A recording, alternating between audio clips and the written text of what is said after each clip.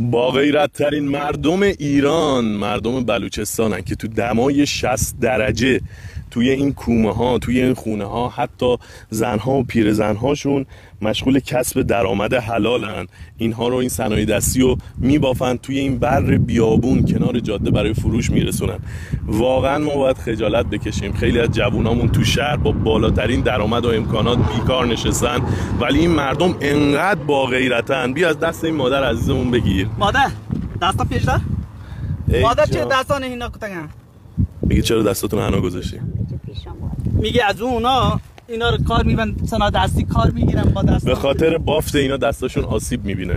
ای من قربون دستاتون بشم، فداتون بشم. و به خاطر اینکه این آسیبا ترمیم بشه حنا گذاشتن. توی این گرما واقعا ما الان چند دقیقه از ماشین پیاده شدیم.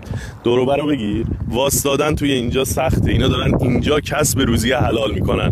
دوستان عزیزی که میایین سیستان و بلوچستان، دوستان سلبریتی، افراد معروف، این دوستان ما صدقه بگیر نیستن. فکر نکنید با یه کمک جمع کردن میان اینجا مشکلشون حل کنید.